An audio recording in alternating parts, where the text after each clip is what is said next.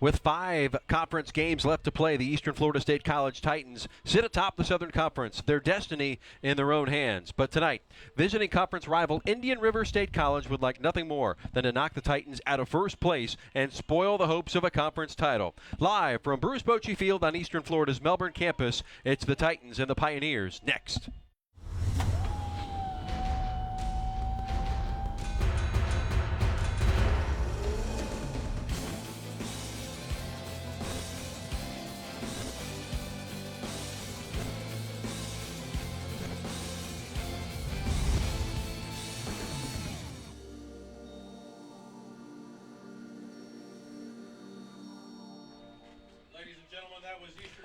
Now on 30 wins, the Titans have hit the home stretch at Bruce Bochy Field. Eastern Florida facing their conference rivals from Indian River for the 7th time this season this evening. Good evening and welcome alongside Alex Friedrich, the former center fielder for the University of Central Florida. I'm Jeff Radcliffe. Thanks, as always, for joining us for another broadcast of Titans baseball on WEFS TV. Alex, we got first place in the conference for the Titans as they've just picked up their 30th win of the season overall against a team that's bringing up the rear. It's worst versus first tonight. That's right, and one thing I want to watch closely tonight is make sure Eastern Florida doesn't get complacent. They've owned Indian River throughout this whole season. They're 6-0 thus far, and I want to make sure that they stay on track and just keep the momentum rolling as they proceed closer to the playoffs. The Titans will be facing a very familiar pitcher tonight in Cutter Crawford, who is the righty out of Okeechobee. 6'1", 175. He's got a 3.36 ERA, as you see on your screen. Is leading the team in strikeouts, 63 of them. He's got 18 walks and 72 innings pitched, and now making his 13th appearance. Jacob Walsh will get the honors on the hill for the Titans tonight. 4-3 record coming in, but he's pitched very well as of late, Alex. That's right, and he's 38 innings on the season, 38 strikeouts, so he's averaging about a strikeout an inning, so not a huge strikeout threat on the mound. But he only 12 walks on the season, so he really pounds his zone and uses his defense behind him to get his outs. The lineup he will face here in the top of the first will be led off by E.J. Rennell, the center fielder. He'll be followed by Kameron Armstrong, CJ Fitzpatrick. Nick Agosto is the cleanup hitter. Dan Oberst in the 5-hole. Eddie McKenna, the right fielder, batting 6th. Seddon Henry 7th. Carson Kaiser 8th. And the bottom of the order will be the shortstop, David Carnacella. As we take a look at Jacob Walsh, it will be the Titans in the white pants and blue tops, whereas Pioneers in the very Milwaukee Brewer 1985-esque uniforms. To lead things off will be E.J. Rennell. Yeah, I like Expect the Robin Yount or Paul Molitor to step out of the dugout here. I like the light blue. It contrasts well with the yellow. These two teams just finished up a game that was suspended from March, and it ended up being a 9-3 victory for Eastern Florida, their 6th victory against Eastern Florida. Walsh's first pitch is a ball. Yeah, definitely a different situation today. If you're catching us at home on your television sets, we had a earlier finish up a doubleheader. Started in the 5th inning. They just completed that, so everybody kind of kick back, get off their feet for a little bit, and kind of recoup for this next game. It's got to be a challenge. I mean, a doubleheader in itself you can kind of expect, but then here you are, you got to come into a game that was 5-1 at one point and kind of restart things. And of course, the lineup probably changes a little bit, or the actual defensive setup. And I'm sure you've been in that situation before, and it's kind of weird to have that restart. Yeah, it's different, and it's mostly difficult for the pitchers. Rennell starts things off with a base hit to right field. Yeah, as I was saying, is that the pitchers, obviously, the starting pitcher was not going to be restarting this ball game. Ruben Garcia will be the first baseman, and going around the horn will be A.G. Puigserver, who is starting at second tonight. Vinny Capra and John Capra will be at that left side of the infield. Lisle Rodriguez Duran in the outfield. And there's your umpires, Chris Tipton at second, and John Levine behind the dish. So runner aboard here, top of the first. And Kameron Armstrong squares the bunt. He will move the runner over and be put out at first, one away. Pioneers electing to play a little small ball early in this one, try to steal a run early, get some momentum for Cutter Crawford up there on the mound. So Walsh now on a pitch from the stretch here with Rennell on first. CJ Fitzpatrick, a man who, one of the finer hitters in this lineup. In fact, led the team last year before he was injured. Well above 300 this year, 295. Steps in for the first time. And I'll take a ball outside. 1-0. Good snag there by Jay Sierra behind the mound, or behind the dish. Been kind of battling a thumb contusion as of late. Ends up getting the start behind the dish tonight, giving Mr. Gian Jimenez a rest at the DH position. Another guy getting, is snagged by first baseman Ruben Garcia, and double play off at second, and that's the inning. We'll continue that story after this now. So we got, that's quite a play there along the right side. Yeah, Ruben Garcia really using all of his length over there first to make that stab, and then hope he didn't blink, because top of the first is just like that. As soon as it looked like the Pioneers were getting something started, that solid Titan defense behind really shows the weather. Yeah, Walsh facing the minimum there in the top of the first, and we get set to go into the home half for the first time. I was about to mention, you may be wondering why A.J. Puigserver playing second base instead of Norberto Navarro, one of the best hitting second baseman, picked up an injury, so not available tonight. So a little bit of change in that lineup tonight for Jeff Tam. If we could, I'd like to get another replay of that. Oh, here we go. Here's a replay of that last play. Awesome, great job of getting on top of that baseball. But look at that, Ruben Garcia stealing a double down the line, and most definitely a run scored. And then the throw over to first to have the wherewithal to double off the runner at second base. And I noticed Vinny Capra was not really able to get back to the bag, so he went with the tag instead.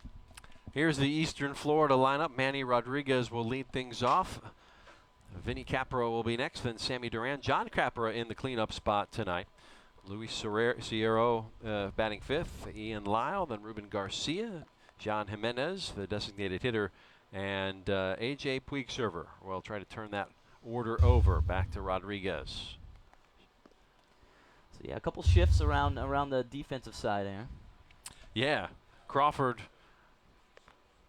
again has a defense in front that doesn't quite match what I have on my board, but we will take a closer look.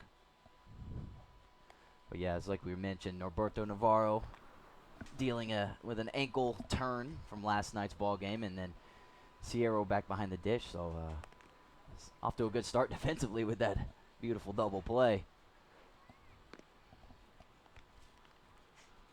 But Jacob Walsh on the mound. I'm sorry, Cutter Crawford. We actually saw him in one of our previous broadcasts. Yes. Very, very, good fastball pitcher. A lot of strikeouts on the season. So, see if these Titan hitters can work early, get some action. Maybe get them behind the 8 ball early in the ball game. Start forcing some base on balls and some wild pitches. Be pitching to Dan Oberst behind the plate.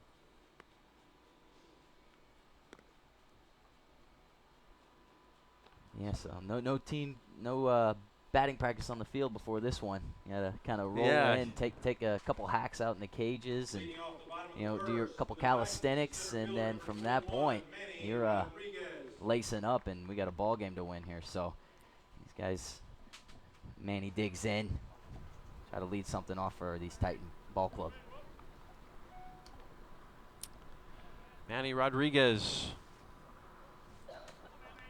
this year batting .339 as he takes a pitch from Crawford, and it is low. Pitch almost crossed the inner half of the plate, but the catcher kind of set up outside, so a lot of time home plate umpires, and just like John Levine there, did not award him the call just for missing his spot in that situation, but able to collect a strike on the second pitch, so no harm, no foul.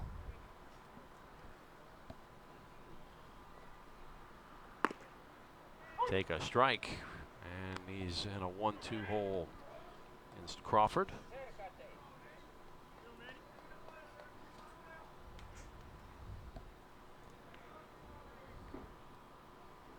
And swings right through it. First strikeout on the first batter for Cutter Crawford as he gets Rodriguez swinging. Now batting for the Titans, the shortstop, number 17, Vinny Capra. Vinny Capra will give it a go now. Good pitching sequence there by Cutter Crawford. Really using that fastball, throwing it firm early in this ball game. It's nice for pitchers to be able to use that fastball as early and often as possible. Try not to show them as much as you got in the arsenal in the first go around. Try to save some surprises for the future at bats. Vinny Capra batting .420. That leads the team. And I'll chop it to short. Armstrong on to first. Dug out by Henry. And the put out is made.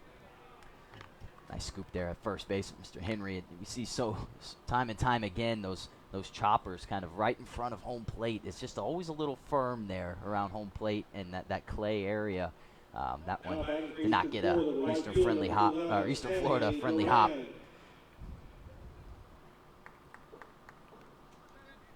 Quickly 2 away for Sammy Duran.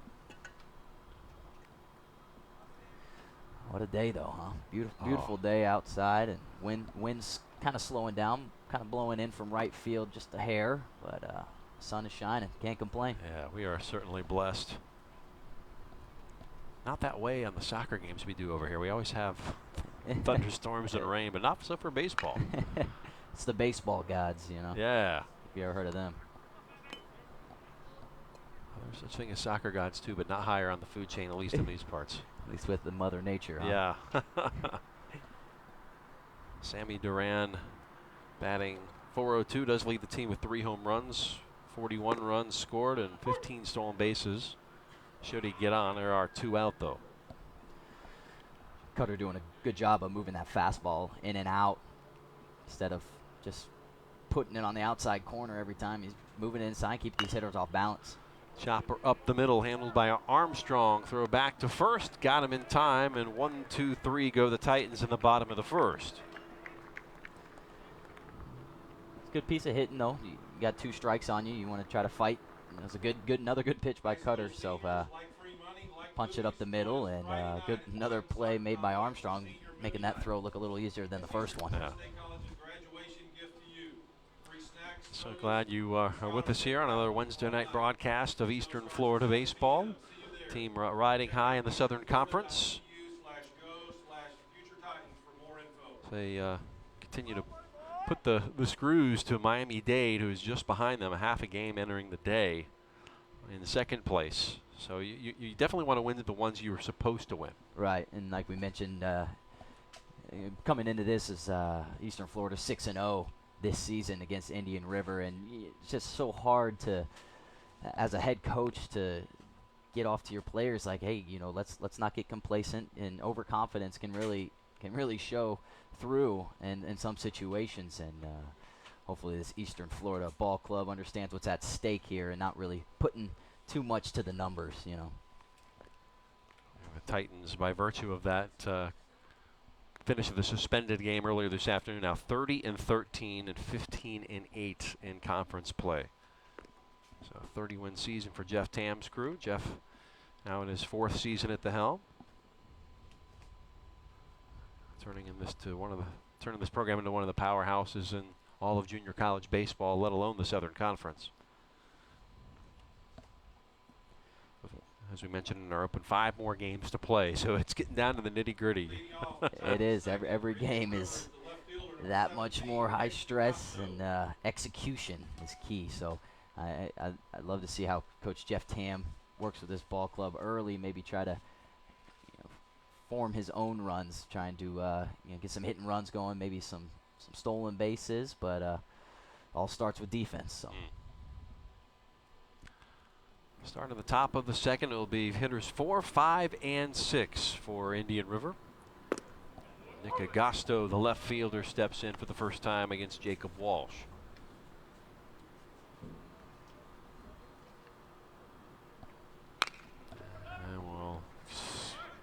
of a C&I single along the right side, just finding the seam. And he's on base as a leadoff runner. Yep, collecting his 37th hit on the season. That average of 300 going to go upward. So another leadoff base runner for the Pioneers. That brings up Dan Oberst.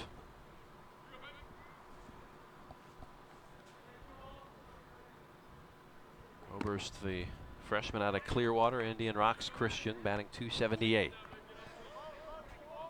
Got some power, 4 doubles, 2 homers on the season. So he's a taller fellow, got some leverage at the plate. Got to be careful, make sure you do not elevate any type of off speed. Keep everything down, make him use those long arms, go down and reach it.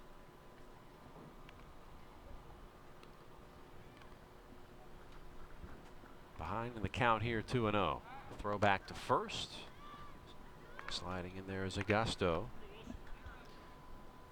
Agosto, no stolen bases, at least on the stat sheet we were supplied.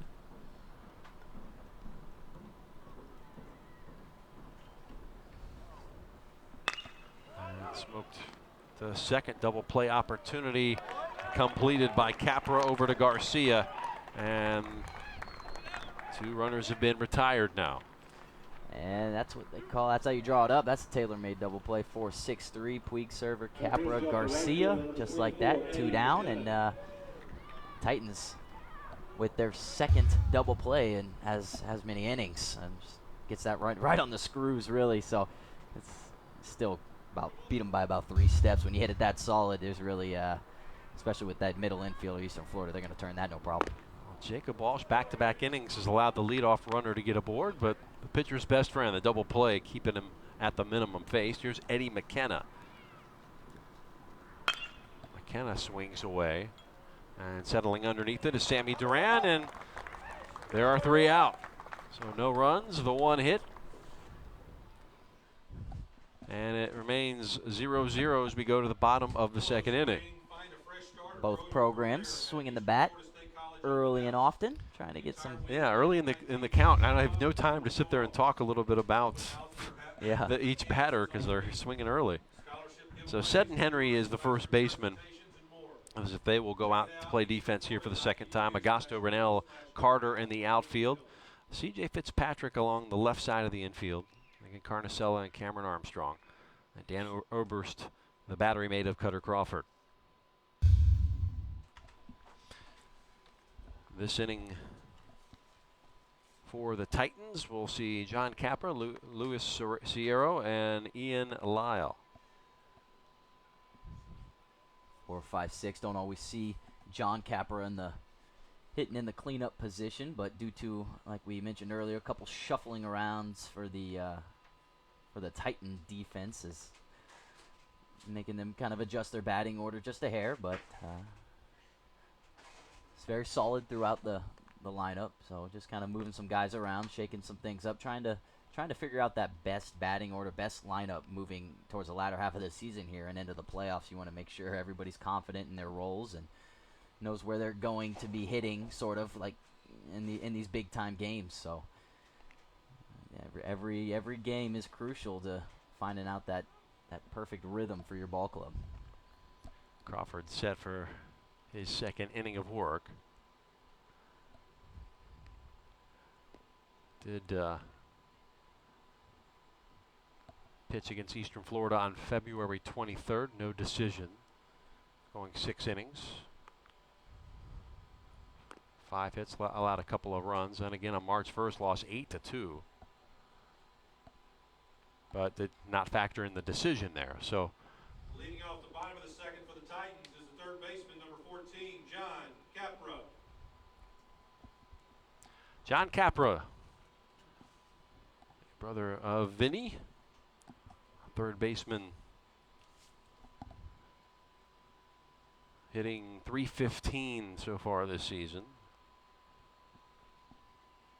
I am told he has a talent of juggling, which I guess if you're playing baseball, you're used to being able to. If you're an infielder, sure you're going to have that skill, I would think. Yeah, a lot of downtime in baseball too. You play a lot of 2-ball, and you're constantly flipping flipping around, keeping your hand-eye sharp. Becoming one with the ball. Yeah. Or 3, I guess, if you're juggling. I'm not a great juggler. Yeah. How about you? No. No. No more than 2.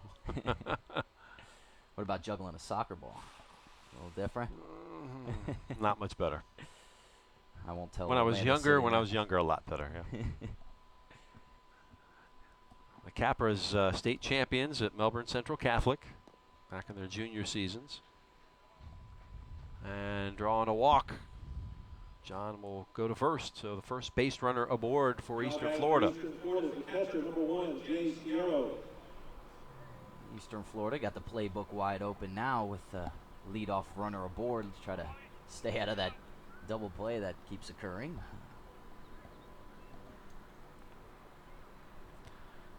Sierra, the designated hitter out of Puerto Rico, hitting .330. 2 for 6 with an RBI against this team yesterday. And he'll take a strike.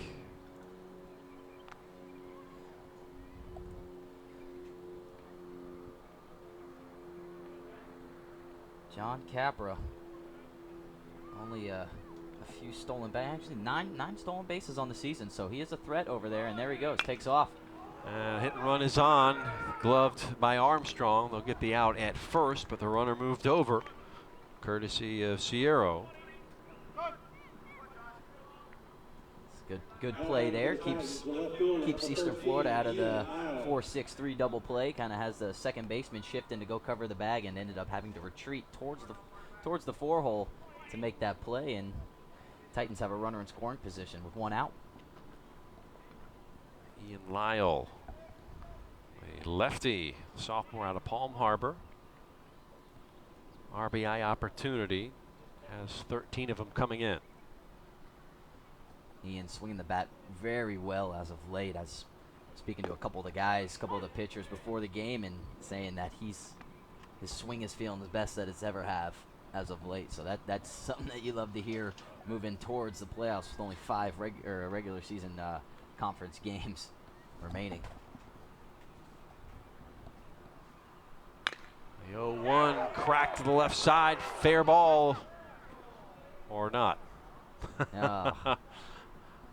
Tricked me. It's difficult when you've got just the 2 umpires. Right. You're usually looking for that demonstrative signal along the foul line.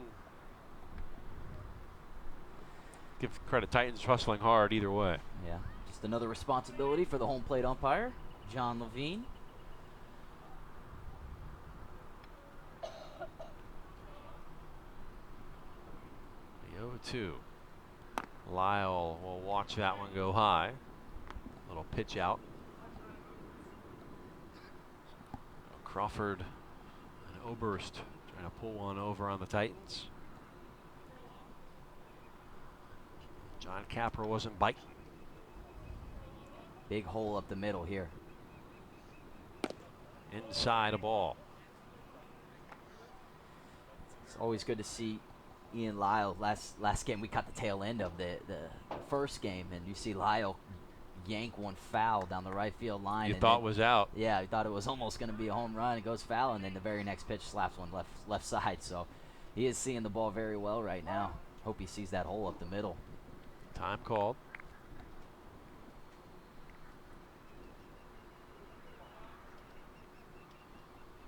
Yeah, the Titans winning 9-3 in a completion of that suspended game this afternoon.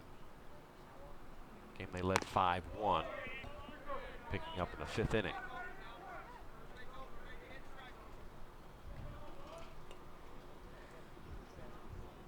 Just got to play this as if it's this game's gone into extra innings, you know, because they get about a 20-30 minute break between ball games, so it's gonna just feel like an elongated single game since it's not a full doubleheader. As Lisle draws the walk. So 2 aboard with 1 out. The first baseman, number 6, Ruben Garcia. Ruben Garcia comes to the plate for the first time tonight. 6'4", 220-pounder out of Port St. Lucie. So to do damage to a Treasure Coast team tonight. Batting .279 with a home run. Has some power. 2 for 5 yesterday.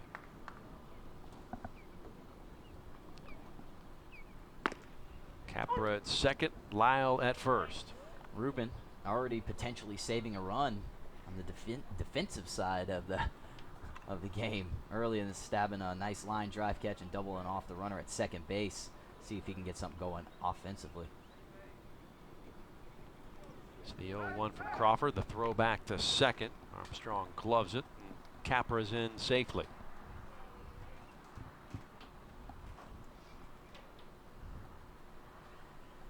Never been a big fan of those plays out at second base. You Yeah. see so often where it's just, it doesn't work, it's not close, but then the pitcher ends up spiking it or airmailing it, and then you give a free base. So. Or a run sometimes as it gets away from Oberst momentarily. Runners stay where they are.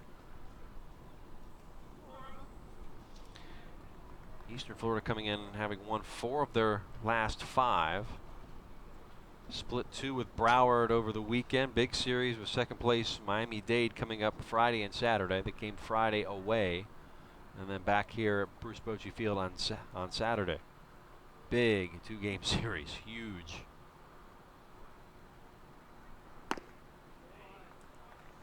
And swinging through that was Garcia. The Titans winning last game, actually. It's kind of a close call. They gave up 7 runs in the 9th inning with 1 out. Still ended up. That's right. Yeah, last night. Yeah, gathering up the win, but Coach Tam trying to preserve his pitching for today's doubleheader, and ended up having to go to the bullpen towards the end of that game just to wrap it up and secure the victory. And defeated the Pioneers eventually 14-12 in that 7-run inning in the bottom of the 9th for Indian River to keep that thing going. Chase Evans got tagged for a couple of runs there. Yeah. But that happens. Yeah, it does. Especially when you're in that much, you're in that kind of a lead, 9-run lead. Yeah, get a little complacent and just kind of try to get the ball over. And if they're hitting strikes, then they're hitting strikes. So. Tim Luth got the save. Jean Jimenez with 2 outs now. Last broadcast, Jimenez was behind the dish today. Get to put the old shin guards in the bag and just bring out the hardware. Runners will advance. Ball finds the backstop. We mentioned usually on a broadcast is the foul territory over here at Bruce Bochy Field, and catcher home plate Oberst is going to have his hands full. If Cutter keeps giving him some fits down there in the dirt, there's a huge backstop. So anything that gets past him is an automatic base, and potentially too if he gets a bad kick. So you got to be a wall back there, try to protect these extra bases or potential runs.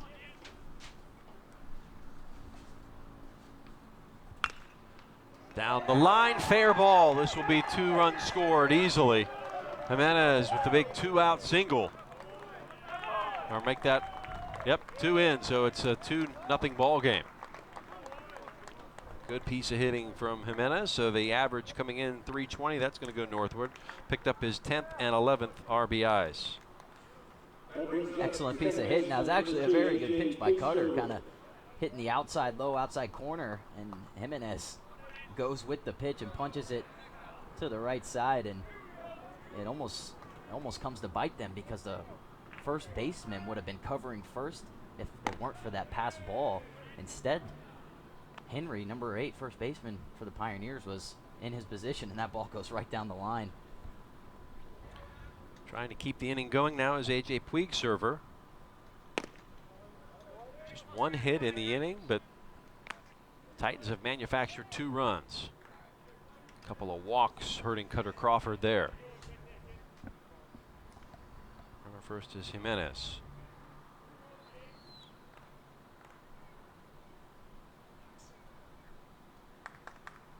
Pitch hits the outside corner. John Levine establishing his strike zone early in this ball game, kind of favoring that outer half of the plate inside, not getting as much as these starting pitchers would hope, but as long as it's consistent, they don't see any complaints. Blasted in the air to left, making the run and unable to come down with it. It's going to be ruled foul as Agosto made a long trek over. It looked like that thing was about a foot away from another run scoring for your Titans. Looking into the sun somewhat too. Agosto will go back to his left field spot. Like Puig server kind of popped that one up as he ends up Agosto making chase and just out of reach. And good effort. I'd like to see that. 2 outs, you know, no risk here. Let's just try to make a play. AJ out of Miami. 2-2. Comes in hitting .261. Big game yesterday, 2 for 5 with an RBI. And he will take that one full count. Cutter trying to be a little too careful with that outside pitch and not getting enough plate for home plate umpire, Mr. Levine. Runner goes. Hit and run is on. And Puig server is aboard, going from first to third in time as the ball bobbled a little bit, and now on the indifference, Puig server will take second. So a double for AJ. Aggressive base running early for the Titans. With 2 out here. Yeah, it looked like Jimenez was just kind of trying to get in scoring position. Steele saw that nobody was covering at first, and nice base knock to the right side sends him over to third with a good throw from right field, Mr. McKenna, number 24, but a little offline. Jimenez on third, Puig server on second. Now Manny Rodriguez, a strikeout victim, his first time at the plate. Get another crack at it. Yeah, Puig server just punching that one to the right side. Kept his eye on the ball the entire way, and as he saw this throw kind of get away from him, ends up stealing second base, beating second baseman Armstrong to the bag. Rodriguez flies it foul out of play to our right. Hits the top of the batting cage and rolls into the grass and into the retention pond. So 2 runs scoring position. Off to a quick start here on a Wednesday night. Crawford get out of a jam here. 2 in scoring position for Manny Rodriguez. And he's batting .339. And the former Lake Nona Lion will lay off 3-1. 2 out RBIs win championships. We've already got a couple of them. See if they can add on, build a little insurance for Mr. Jacob Walsh on the mound.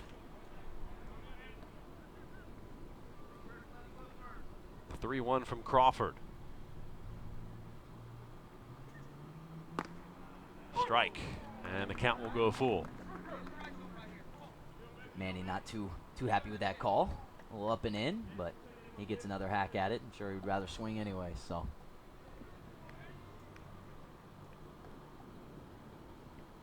Payoff other way, another base hit to the opposite field. 2 more runs will come on down, and it is a 4-0 ball game. A 2-run single for Manny Rodriguez. Just like that.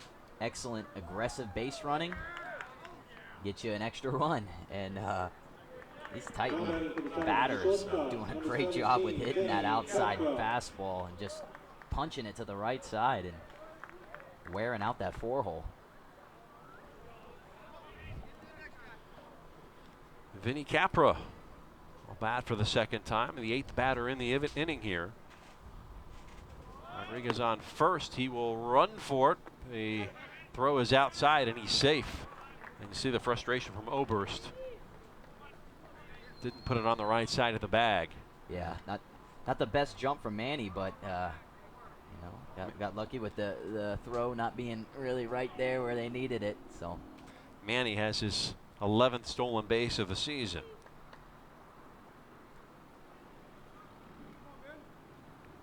Capra grounded out the second last time aboard, and looks like he'll do the same here.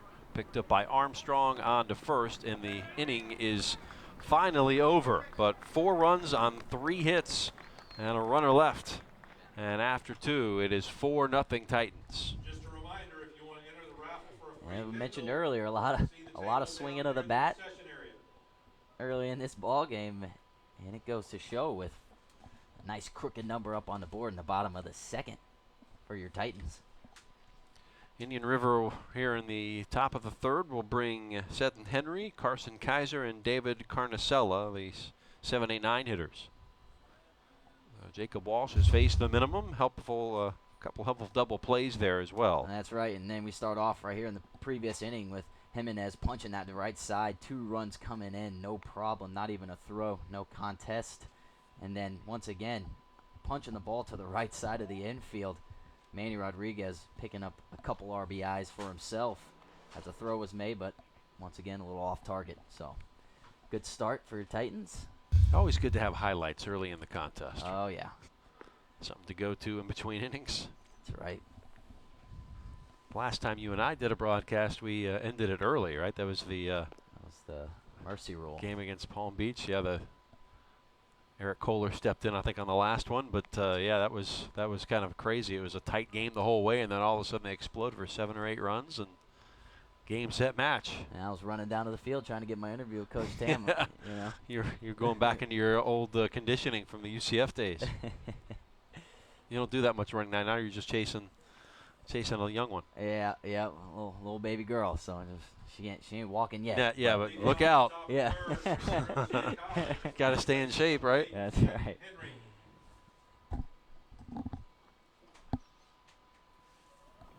Here's Seddon Henry. Henry out of Lake Wales, designated hitter, sophomore, batting .200.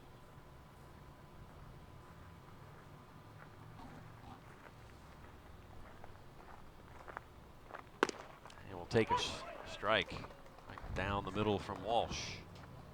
Expected to see a lot of fastballs here from Walsh with an early cushion 4-run lead.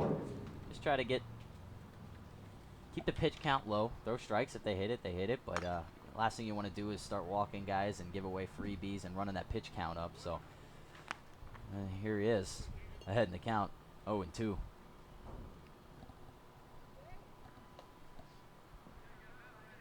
Walsh certainly with the run support now.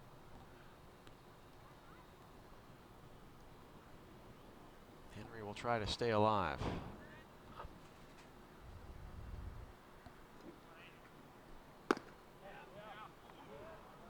Walsh has faced Indian River on one previous occasion this season and got the victory, 8-2.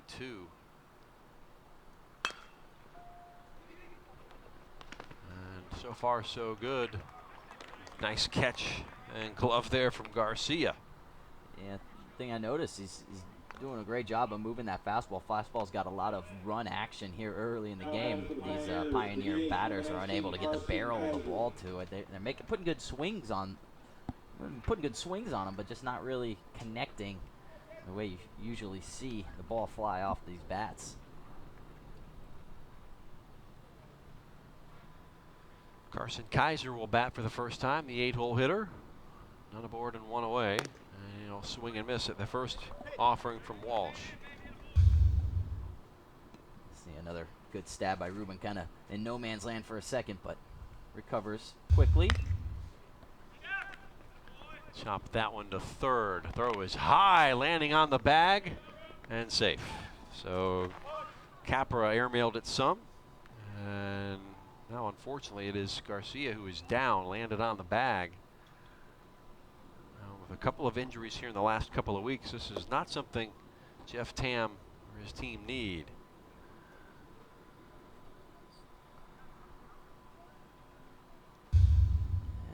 Take a look here as that throw was just launched a little too high, misses the bag, and looks like he got hit. Catches an elbow in the side of the head. You hate to see that, but the runner's kind of okay. Make sure he drops the ball. Yeah, he's got to kind of keep that base pass clear, but John not doing him any favors with the throw, kind of leading him back towards the baseline. Trainer out. Try to collect his thoughts here. Sure. See if he can remember the number of the truck. It looks to be okay. Yeah, that's never fun taking a blow from the elbow of somebody running full speed trying to beat out especially a ground when ball. you don't have a chance to brace yourself when it's coming from behind you.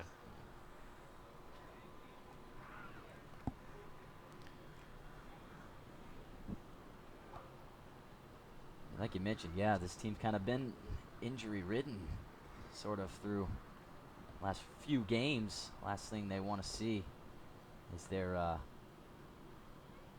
strong-handed first baseman go down. He's got some great length over there at first base. See it multiple times.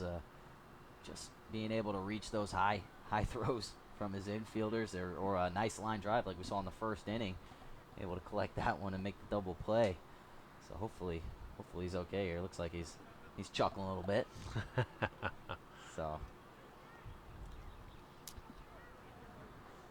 on that previous appearance, as Garcia continues to walk it off here. This is a rematch pitching-wise between Walsh and Crawford. The game on this field back on March 1st, won by Eastern Florida 8-2. Walsh got the better of him in that affair. Gave up 2 runs in the first and then was scoreless throughout the rest of the way. Chase Evans finished it up.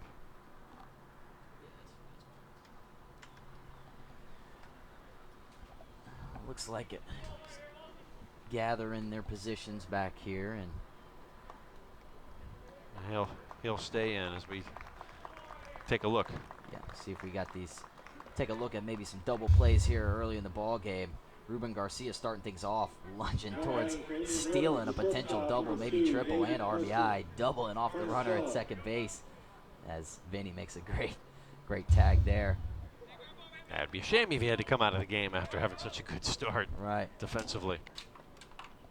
The sun kind of dips behind the clouds here as of late. And going the other way as the at-bat continues. This is Carnicella.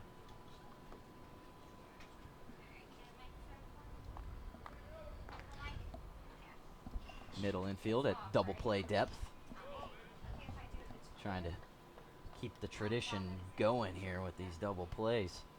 Kaiser at first as Carnicella takes a strike. Carnicella out of Loxahatchee.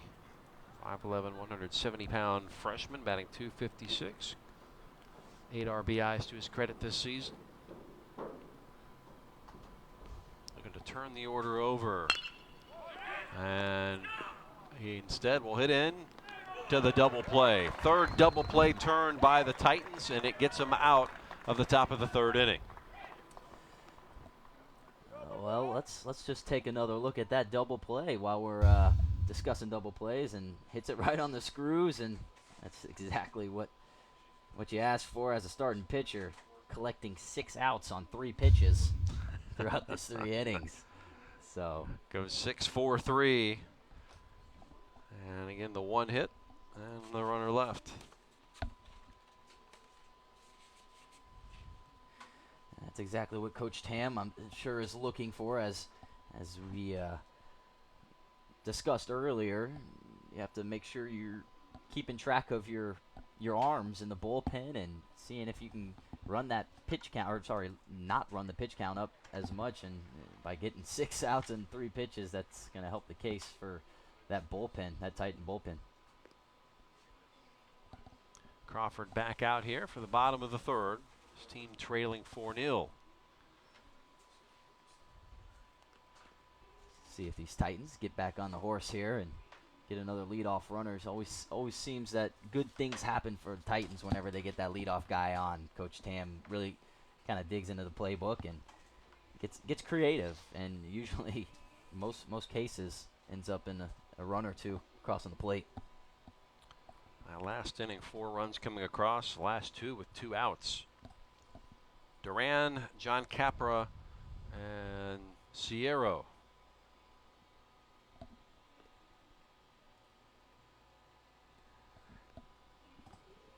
Will eventually come to the plate. They're scheduled here. Yes. Crazy how the sun went away. Now got the overcast, so that changes the lighting a little more flat. Did you prefer that when you were in the outfield? Yeah, you like the cloudiness? I like the dark backdrop. I always a firm believer. I remember Josh Hamilton, the Angels.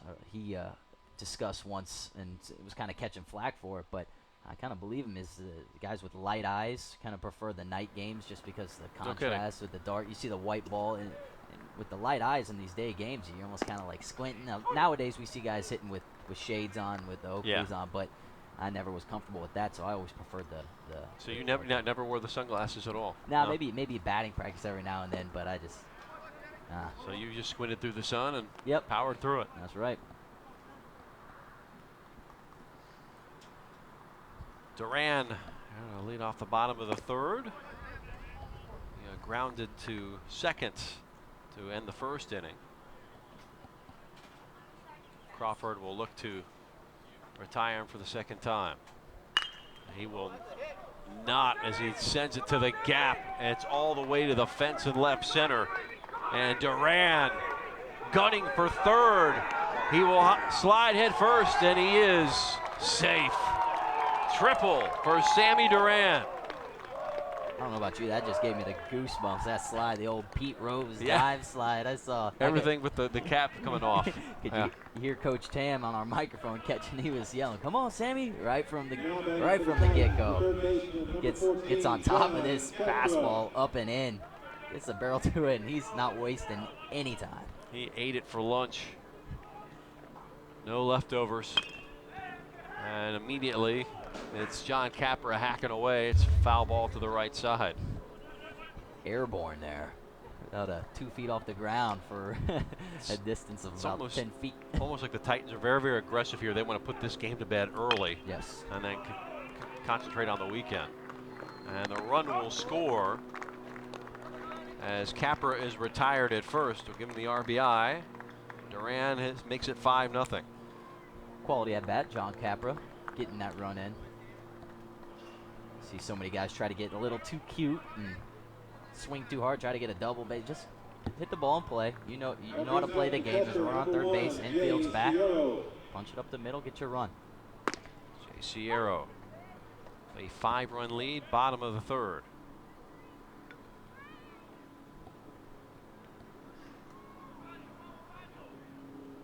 Wasting more Crawford pitches. There's a strike. So it's ball, 2 strikes for Crawford on Sierra. Sierra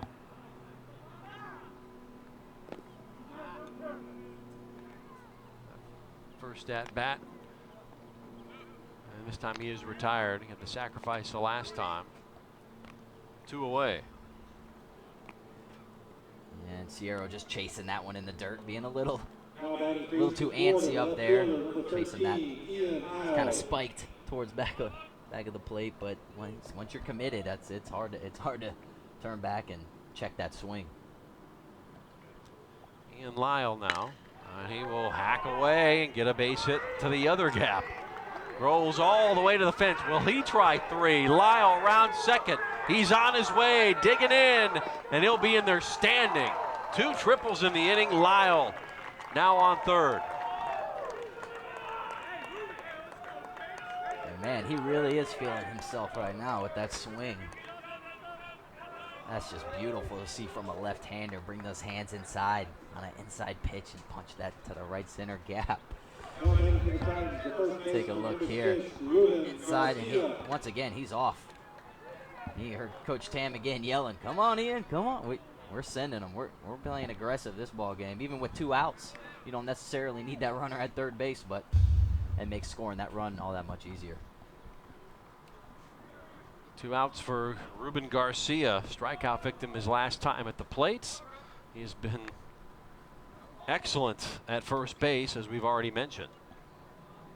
Trying to make a contribution from the batter's box. And RBI is just sitting there begging to come home in the form of Ian Lisle. Right. See that runner at third base, you're just like, just find a hole somewhere.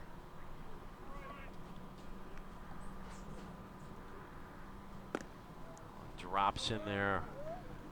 Oh, just misses the strike zone. It's a ball. 2-1.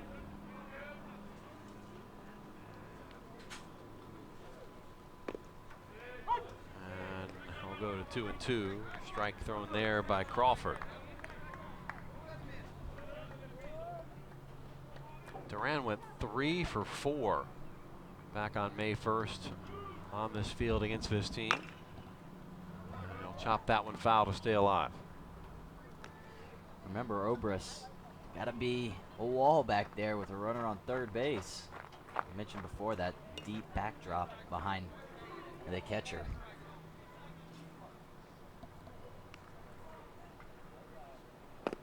Swing and a miss, and for the second time, Garcia is down on strikes, and that will end the third. But another run comes in on 2 triples.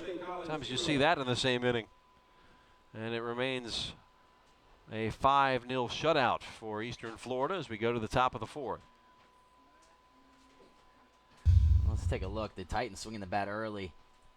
Manny Rodriguez with Sammy Duran with a nice triple in the left center gap, right out of the box. Coach Tam hauling, get over here, and then the slow-mo, nice move there, nice job production-wise there, and then again another RBI, pretty easy, just punching it to the right side. John cashing in on that lead-off triple, and then it doesn't end there. Ian Lisle lacing a line drive that didn't seem to get about 10 feet off the ground, and he ends up rounding second as well. See him check Coach Tam at third, tell him come on over. No throw this time. No Pete Rose dive slide needed. So 4 runs in the second, 1 in the third, and now the Pioneers try to cut into this lead. As you see, the clouds have moved in here in Melbourne. It's crazy. It was like a Chamber of Commerce afternoon. Right. Hey, as long as we don't have any of the liquid stuff. Right. That'll slow down a baseball game, unfortunately. Clay doesn't take well to massive amounts of rain.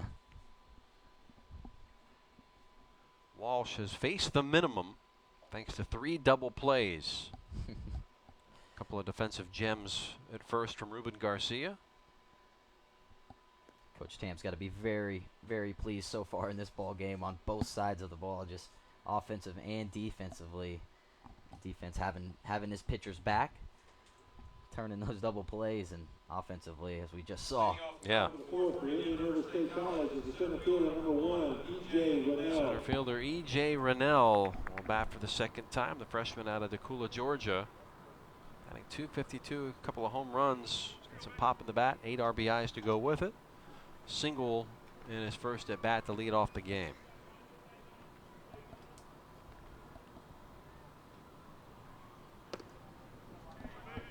Take a ball outside. Rennell only 329 on base percentage for a leadoff hitter. It's not necessary. You usually like to see right around the 400 mark, but he's got some speed, so you can get him on the bags. A lot can happen. Speed kills in baseball. Sure. Has not been the season that Mitch Markham at Indian River had hoped for. They've lost 9 of their last 10. Trying to find something to at least build on going into next year as they close out the season here in the next couple of weeks. He's led Indian River to 2 state tournaments now in his 7th season, so he's certainly had some success. This year, just the aberration. Baseball's a funny game. You know, one season you're cruel mistress. Yeah, you're cruising and yeah, you got everything figured out, and then next season just things aren't clicking, and you gotta deal with some adversity, and sometimes it doesn't go your way. So Rennell will send it to the left side, gobbled up by Capra, throws to first, and Garcia's got it for the putout. There's one away. Nice play by John Capra, adjusting that throw, bringing it down just a hair, avoiding another collision at first base. Yeah, he's going to want to lay his man out to dry again. Yeah, he owed him that one. Kameron Armstrong, who sacrificed the runner over his last at bat.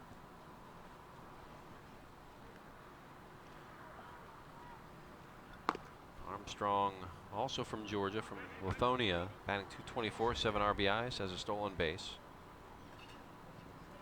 Funny little batting stance he's kind of got there, kind of closing off that front end with that left foot, inching further forward than the back foot. Got a piece of it, but it's right at Rodriguez in center field, and he's retired, 2 away.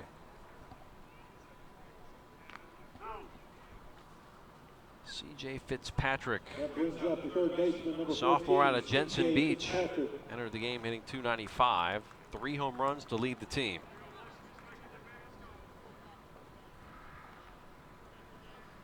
Pioneers jerseys, pants, if you're wondering why so much dirt, is if you're just now tuning in with us, we had a earlier game that we had to finish up before this one started. Almost treated as a doubleheader today, but started that one off in the 5th inning. So Pioneers not electing to bring another uni. And Who wants to do laundry? right. Chopped to short. Vinny Capper over to Garcia. And CJ Fitzpatrick will be retired. So 6-3 it goes. 1-2-3 go the Pioneers, as Jacob Walsh again facing the minimum number of batters, and it's a 5-0 game as we go to the bottom of the 4th. It's funny you say just facing with the minimum, and people maybe tuning in may think, wow, He's got a no-hitter. He's got a no-hitter, maybe a perfect game. What's got going on? Nope. If you're tuning in now, it's been Defense. defensive ball game. Yes, a lot of 3 double plays, one in each of the first 3 innings, and take a look here as we get a nice ground ball to Vinny. Can of corn. Ruben Garcia is okay at first base, we can see. Sweet corn or creamed corn? That's the only question. So you see Jeff Tam. Coach Tam again in his 4th season. Remember, he began as the pitching coach under the legendary Ernie Rosso. Local guy, product of O'Galley High School, then at Florida State, was undrafted, then spent 6 seasons pitching in Major League Baseball from '98 to 2003. Mets, Indians, A's. He was on that Moneyball team, the Billy Bean team in the '02 season. He was. That's one heck of a team, one program to be a part of in that era. Sure. I mean, It's it's an iconic team of that era. right. It's something you can tell your kids or grandkids about. Yeah. May not understand the significance of that. Did not get a check, I think, from the movie though. Did not star. Yeah. No meetings with Brad Pitt, I don't think. Finished up his career with the Blue Jays, career 3.91 ERA as a setup man. Florida is the DH, number 28. Being a So if setup you're on man, that pitching staff, how cool is that? You know, yeah, and you're going to take anything he says. He's like E.F. Hutton. Everybody's going to listen. yeah, and being a setup man, that's a tough job. You never really know what situation you're gonna come into the game, entering the game, and be in. So being a good pitcher's coach, that'll definitely play. Just having these guys understand all the different situations that could come about, and knowing how to get out of the jams is the big thing there. Crawford back to work. And behind in the count to John Jimenez, who had the 2 RBI single in the 2nd. So 1 for 1 right now.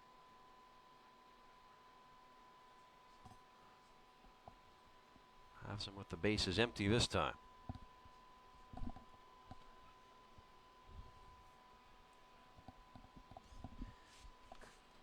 Cutter Crawford having to pitch behind 5 runs.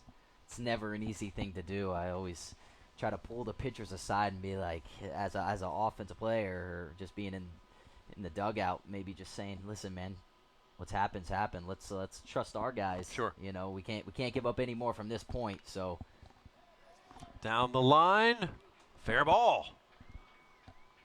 Well, he leg out a triple. No, it'll be just a double this time, as it was down the line and on for the 2nd time is Jan Jimenez. a lot of extra base hits. Eastern Florida. Titans collecting them like they're going out of style, but they're not. See if Coach Tams elect to maybe swing away here instead of maybe doing the standard sacrifice bunt, moving the runner over. But it's still early in the game, and with the offense clicking the way it is, I give him the green light. Let him swing the bat.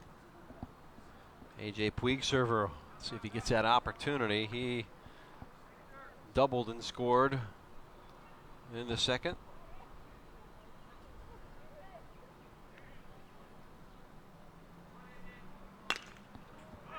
And we'll send it to deep right. Settling under is Eddie McKenna. And running on the catch was Jimenez. He's in safely at third. Another quality at bat for a Titan. AJ, sacrifice fly, moving the ball or putting the ball on the right side of the field. Makes the throw much longer than as if you were to hit it to Agosto at left field. Jimenez aboard with this double.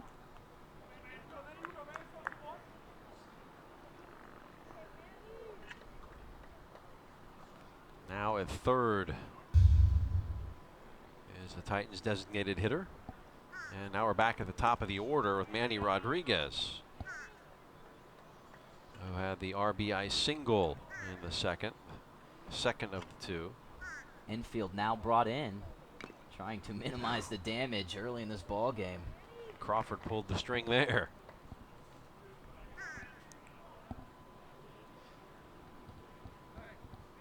Rodriguez picked up his 11th stolen base after that at bat. Take that one outside. A ball, 1-1. Good block by Oberst there, keeping that one in front. Cutter trying to see how far he can get Manny to chase.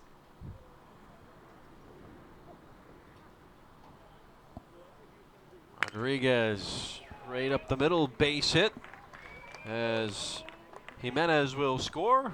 6-0 game on the RBI from Manny Rodriguez. Runs are still in style. Let's see.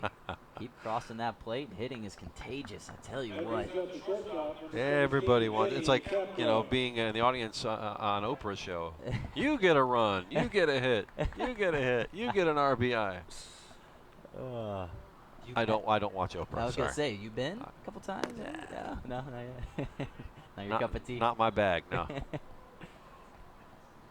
Making jokes. That's my game. Okay. I can dig that. Rodriguez at first as Vinny Capra steps in. Looking to compound the damage. He will fly this one foul to the right side. Giving chase in foul territory. Crunches a little bit there on the track. And it's a long strike.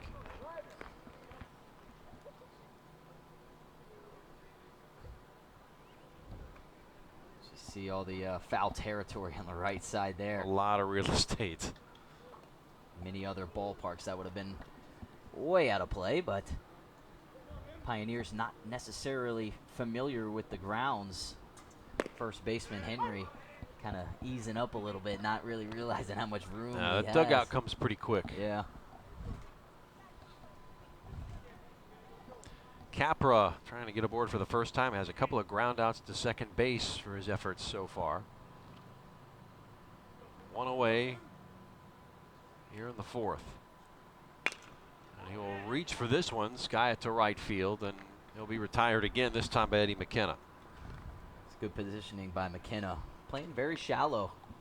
I guess because the wind is kind of blowing in softly from right field, so it's always important to be an outfielder, knowing your positioning, understanding the wind and which hitters up and what their strengths are. So he kind of steals a potential base knock from Vinny. Sammy Duran had the triple and then scored in the last inning. Runner goes on to second, safe. So Rodriguez with his second stolen base. Oberst unable to knock him down. You see the frustration. Life as a catcher. Well, yeah, that was a tough pitch to handle, too. That was kind of low and away. He had to almost reach for it and then get up, corral the baseball, and make a good throw with the speedy Rodriguez on the bags. That's not easy to do. Duran will swing it to right field. Settling under again, McKenna, and the side is retired. So no runs. Make that one run on a couple of hits. And the runner left. 6-0 ball game. Take a look here. Bag getting swiped. Another one. Manny Rodriguez electing to go feet first. Just made it. Yeah, just in time. Great call there by the field umpire, Chris Tipton. We get the advantage of seeing it in slow motion replay. Yeah, much easier for us to make the correct call. Make the call. Indian River will send up 4, 5, and 6 Nick Agosto, Dan Oberst, and Eddie McKenna as they try to eat into what's becoming closer and closer to an insurmountable lead. Not there yet, but you're running out of innings to score 6 runs. Right, and if Jacob Walsh keeps pounding the strike zone as he has been thus far, it's going to be hard for these guys to get on base. And it happens so often where we see freebies end up turning into runs, and that's walks, hits by pitch, stuff like that. We haven't seen much of that in this ball game, and as a result, there have been a lot of zeros on the board for the Pioneers. We've seen a lot of swings of the bat early in the count against Walsh, and that's certainly helping him out right now too. At what point do you elect, okay, let's work deeper in the count to make him work and get him out of the game? Well, they're getting good pitches to hit. You know, if you get a pitch that you want to hit, then you go for it. But yeah, at some point you want to try to get to that bullpen. That's always was the goal at UCF. Is all right, we got a good starting pitcher. Let's see what he's got. You know, let's try to get to that bullpen. Get to the bullpen as fast as you can. Yeah. Right now it's the Titans ruling the roost. So look to be the Osprey up on the light stanchion. Just taking in. That's the best seat in the house. Agosto got a single back in the second and then was erased on the double play by Oberst.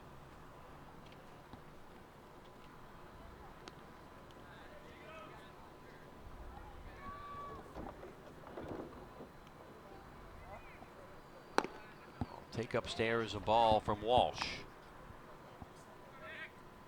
Walsh yet to strike out a batter. Hasn't needed it. Yeah, hasn't. Usually average about one an inning. But like I said, he's more of the guy that's going to pound the strike zone, not walk too many guys, and use that defense behind him. 38 strikeouts, 12 walks coming in.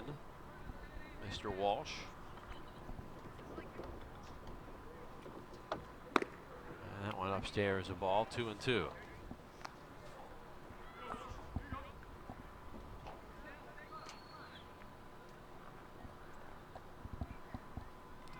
Put this to bed. There's a base knock. So Agosto has his second hit.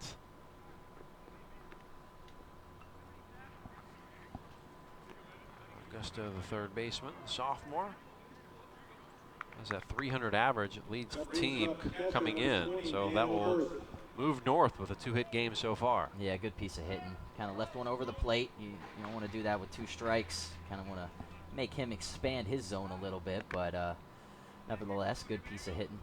And leadoff runner for the Pioneers, trying to take back a little bit of the momentum that is towards the home team side. Agosto at first with none out. Oberst, send that one foul. Down 0-1. Oberst, a little old school, no batting gloves, not a lot of flair. Yeah. Grip and rip. Calluses and cuts are nothing. He's a catcher though, so yeah, he's a tough guy.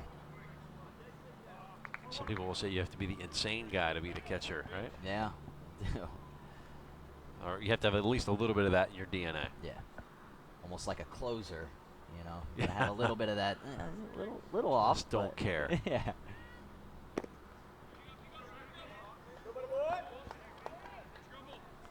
Oberst ahead in the count. 2 balls and a strike. Oberst from the other side of the state, from Clearwater. Freshman does have a couple of home runs. It's a good way to get back into the game. He'll crush it up the middle. Could we have another double play? It appears so. 4th double play. And again, Agosto is erased. 2 away. 2nd double play Oberst is hit into.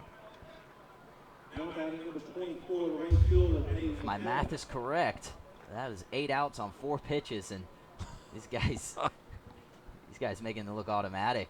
Excellent job. You really got to tip your cap to Jacob Walsh for getting all these ground balls. That's exactly what you want to see. Even strikeouts are great, but you're getting ground balls. You're keeping your defense, everybody active, everybody's moving, and there you go. Get 2 outs on 1 pitch. Base is empty for McKenna as he takes upstairs a ball. Head in the count 2-0. Flied out to right back in the second.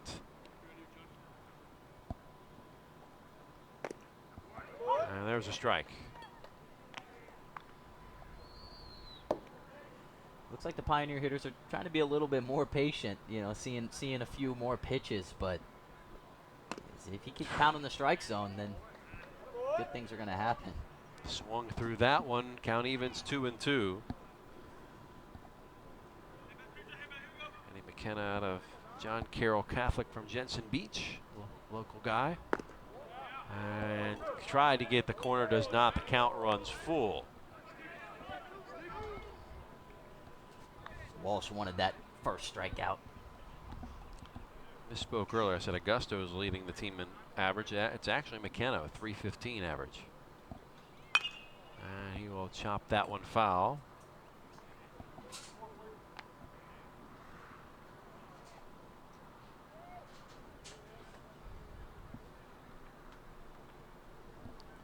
Does have 22 RBIs coming in. No ducks on the pond for him at this at bat. And he will chop this one to Walsh. Not sure what that was about, but the putout is recorded, and Walsh is out of the inning again, having faced a minimum. Fourth double play coming in that inning. McKenna is retired. McKenna showing some good sportsmanship there, kind of laying up a little bit there. Yeah, just pull up. Yeah. Titan Soccer Complex for senior movie night. It's Eastern Florida State College's graduation gift to you. Free snacks, sodas, and scholarship raffle. See here, all let's night. just see that fourth double play one more time. It's a beautiful thing. Check it out at Eastern Florida. Ain't nothing but a thing, right? That's right. Future Titans for more information.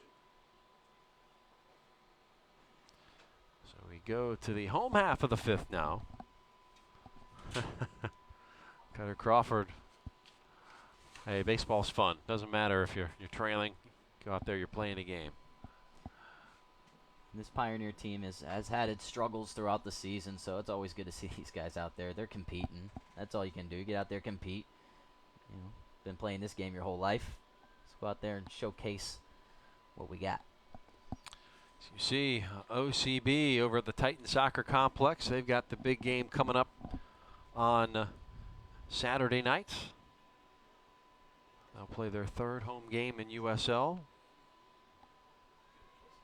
The team still looking for its first win of the season as they take on the Harrisburg City Islanders, a team they owned in the first iteration of the USL team run by Orlando City.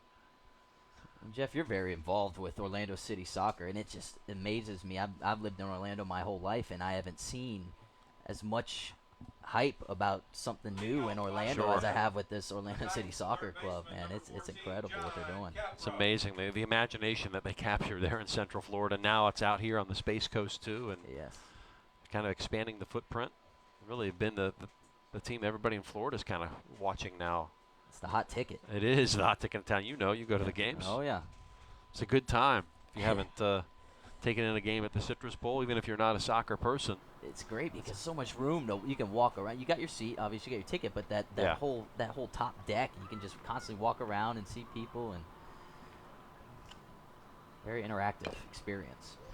And now the USL club here. So you see a number of Orlando City MLS players each week coming down to help boost the roster there. And it's not just there are a number of young players for the future, but there's also a number in that roster with lots of MLS experience, have scored goals at that other level. So you see really good brand of soccer with OCB. Catch that broadcast on YouTube, as produced by WEFS. So same crew. We'll be right back across the way here on Saturday.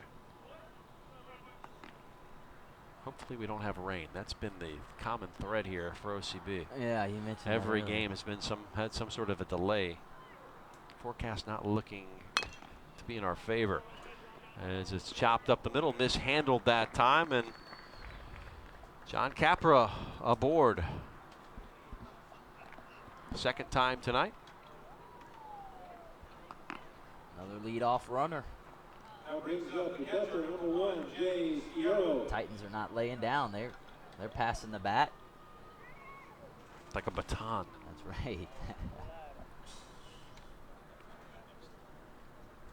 Sierra, big fella. See him get a hold of one.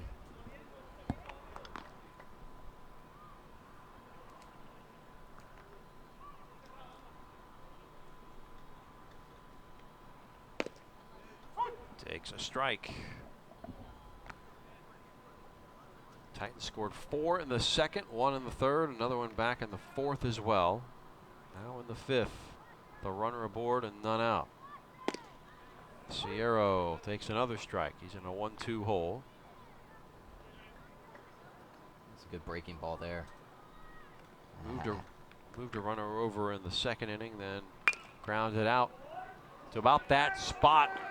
And it could be another victim. Boy, great play by Armstrong to retire Sierra for the second time. Productive out, move the runner and score in position. But yeah, like you mentioned, Armstrong with a heck of a play there. Diving to his left. Easy throw, pops right up. Sierra not the fleetest of foot. Lisle, who has been on board twice with a walk, then scored in the second, and then the big triple in the third. He said Alex is just swinging the bat well here late in the season. He has. Swing looks very fluid, and you can always tell he's seeing the ball well too. He's kind of taking those borderline pitches and swinging at the ones that he likes and taking advantage of them. Lead for Capra at second. And went in blocked by Oberst. Oberst is working back there this afternoon. Couple bags stolen against him, and then doing a great job blocking the baseball.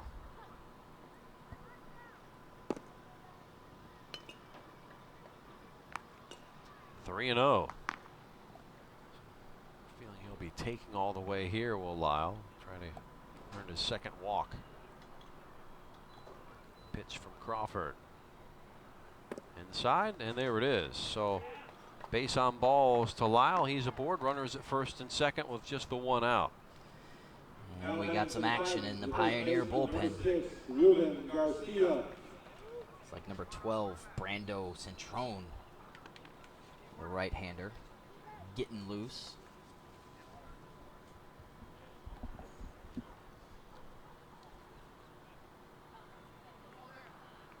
See there. Centrone, also Bo Simmons hanging out. Meantime, Garcia trying to get off the schneid in this one. The only person that really hasn't collected anything of positive note, 2 strikeouts. So Crawford's had his number. But his contributions, I think, in the field have been certainly far outweighing things at the plate at the moment. Chop it up the middle, and it's through for a base hit. That will score a run. An RBI single for Garcia as Capra comes on down to score. You ask and you shall receive. This little RBI single up the middle. Just found enough space to get through. Yeah, those middle infielders playing at double play depth. You'd like to think that a ball hit that softly, they can maybe reach and try to turn the double play, but ends up finding a hole. Lisle moves to second on the play, so now 2 aboard with 1 out, 1 in. It's 7-0.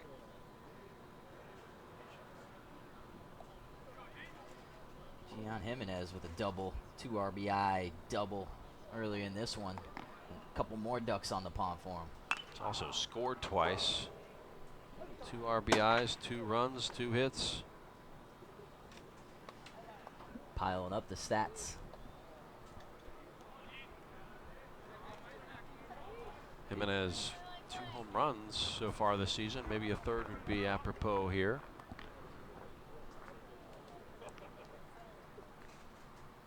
Upstairs. Wake up, little Susie.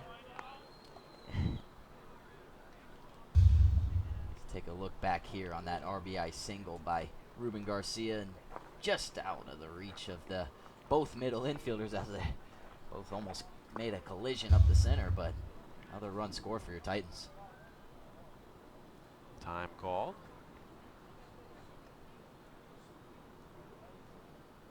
Titans have scored in every inning except the first.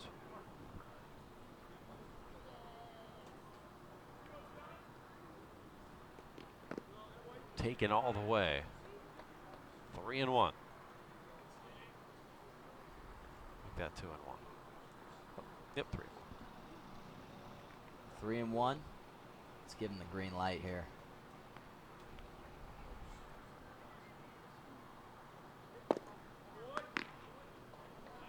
So in fact, it was 2-1 before. Now technically 3. Okay. I was wondering. I didn't see the strike call there. Yeah. He's not taking his base. So 3-1 the count. Hitters count regardless. Right. And chop left side base hit. This will score at least 1 or not. Thought about it, but it was shallow enough. It did get away, so the bases are juiced though. Got out to Agosto in a hurry. Yeah, it did. It got out in a hurry, and Tam electing to keep his runner at third base with 1 out. So still sacrifice fly. Really, the only thing that hurts you now is that double play, but. Lisle at third, Garcia at second. Now Jimenez at first. 3-hit game so far for Jimenez. And Puig server looking to do some damage.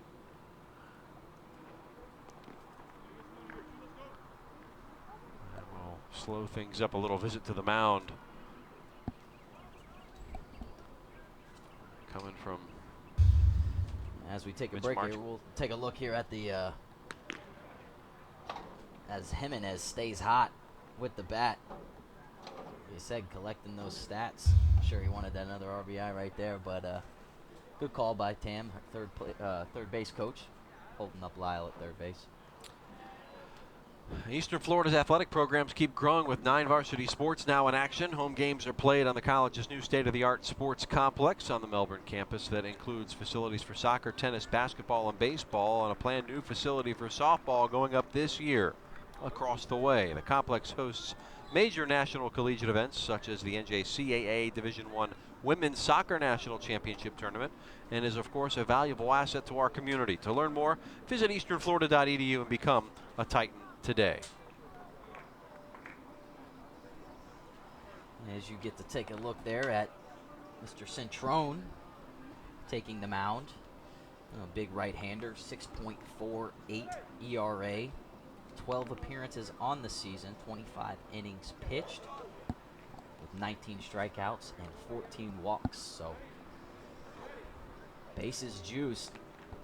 He's got nowhere to put them. So see if he tries to stay away from that 19th, or I'm sorry, the 15th walk on the season. That's a run. See the board. Looks like Titans have had the information. The 4-1-1 added a 1 for good measure. 7-0. Centrone out of South Fork High School in Stewart, so he's a Treasure Coast original. And just like we mentioned earlier, being a relief pitcher, you never know what kind of situation you're going to be thrown into. And Centrone coming in with bases loaded and 1 out against a hot Titan lineup.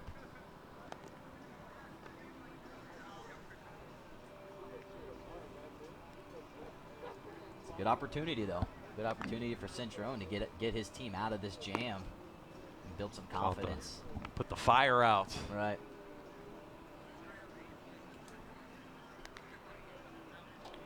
All 3 runners, the responsibility of Crawford, who is now out of the game. Didn't have 3 strikeouts, but just gave up too many hits, too many runs as we're in the bottom of the 5th.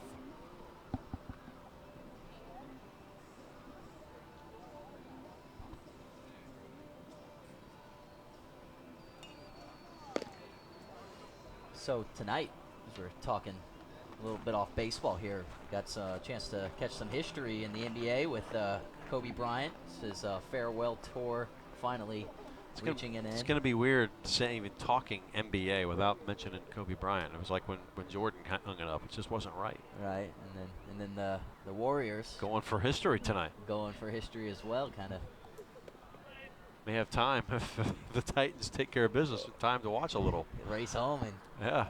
sit on the couch, catch some of that one. Well, that's it. I tell you what, watching them Golden Warriors play basketball is very entertaining. The No way they kidding. make it rain.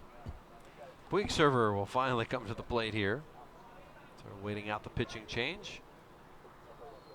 Sacrifice flies last time up, and he's going up there hacking. Did have the double and run scored back in the second. Wasting no time. The righty. Always tough to be the first batter against a new pitcher because you don't know what you're going to. You're used to seeing the tracking of an arm and speed of a ball, guess what, the delivery point. Right, yeah. You know, you try your best to stand off to the side and get your timing down, you know, but Yeah. it's not never the same when you're in the box trying to pick up that arm Sure. slot and a little slight difference. Just don't swing in time while you're in the box. Yeah. And Puig server will have a base hit. 1 run will score. And an RBI single for AJ Puig server as Lisle has trotted home as the game's 8th run.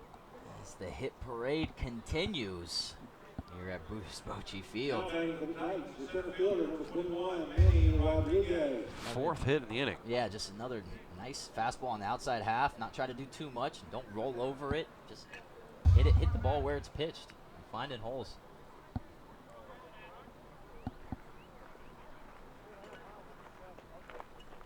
Back at the top of the order with Rodriguez. You know, I joke about timing a pitcher from the on-deck circle. Shouldn't really joke because there was that old situation, 20 years ago, Wichita State. And unfortunately, Gene Stevenson, a Hall of Fame type of coach for the Shockers, was always rumored to told the pitcher to throw at the guy throw at the guy in the on-deck circle, hit him, and knocked him out of baseball for the rest of his career. Hit him in the eye socket. Always a black mark on that program. It's a shame. Stuff like that happens. But Didn't want him timing the pitches. sure he regrets that decision. Yeah. Those are the years when Wichita State was a regular in Omaha. Wow. Now they're making their strides on the basketball court. Yeah, no kidding. Couple deep NCAA tournaments the last couple of years.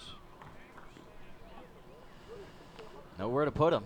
3-1 is the count. So got the green light. You're looking for one pitch and one pitch only, one location. Taken all the way here, Rodriguez.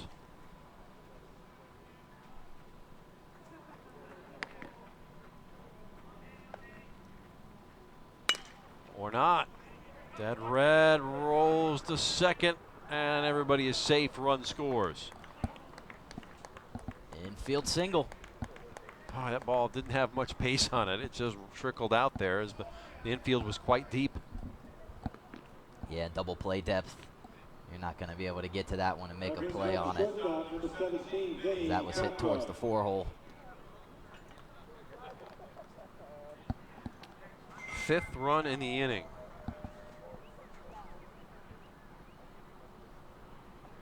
Excuse me, 5th hit. I'm starting to get confused. So much hitting. It is a hit parade up the middle, this time handled by Carcinella, and he will end the inning. But more damage done.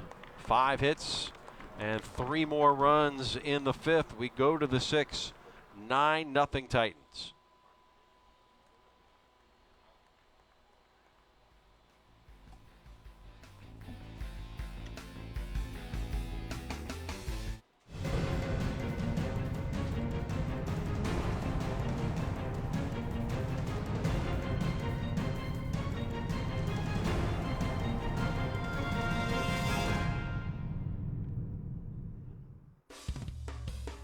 Join veteran sportscaster Jeff Radcliffe as he hosts Eastern Florida State College coaches and student athletes for a closer look inside Titan sports.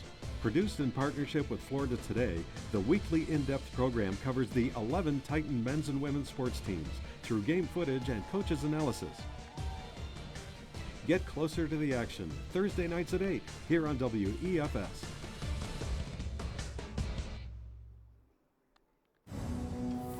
Eastern Florida State College. This is where you discover new opportunities, where you pursue your dreams, and careers take flight. Apply now for new bachelor and associate degree programs in business, healthcare, computer technology, and other growing fields. Eastern Florida, where Titans rise. Apply today.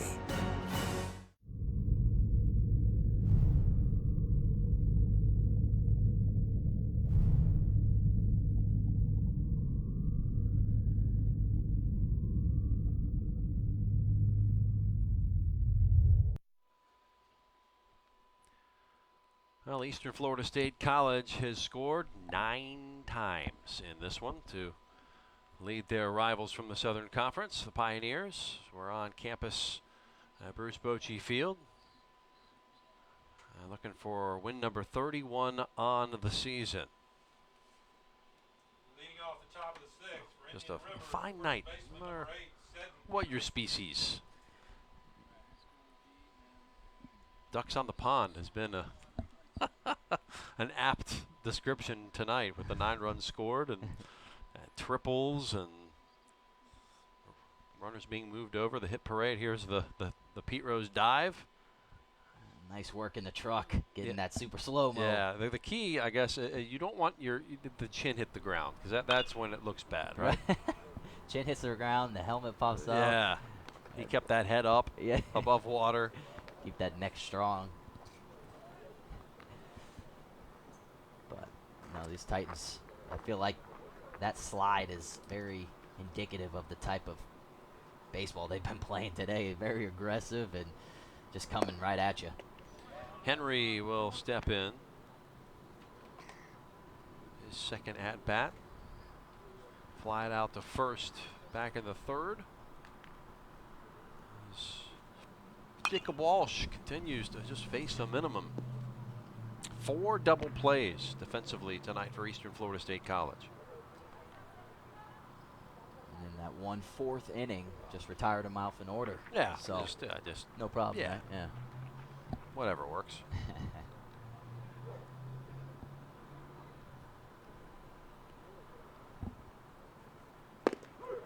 Drops out for a strike. First punch out of the night for Jacob Walsh.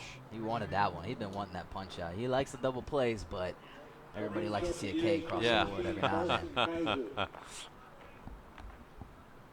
Well, what did Crash Davis say? Strikeouts are fascist. Throw some ground balls and we're democratic. Best baseball movie all time, Bull Durham. There's a lot of good ones. That's my choice. Strikeouts are fascist. Can't argue.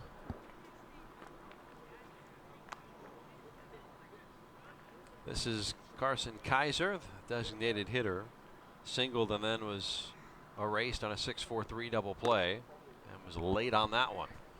0-2. Way ahead in the count. Kaiser out of Sarasota. Swing and a miss. Back-to-back strikeouts. You see the frustration from Kaiser. Wow. That one swinging, and now Walsh taking care of business on his own. That's my turn, bro. Yeah. Well, if you take it, you're looking into the Cutter Jacob Walsh seems to be gaining velocity as the game goes on. Well, you have to hate that if you're a hitter, don't you? Right. Oh, like, God. Let's get to this bullpen as fast as we can, but he's in his groove. Carcinella hit into a double play. Back in the third.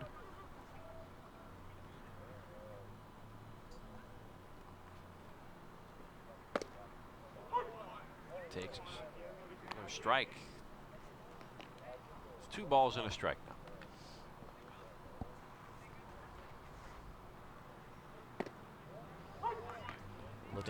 Looking to strike out the side.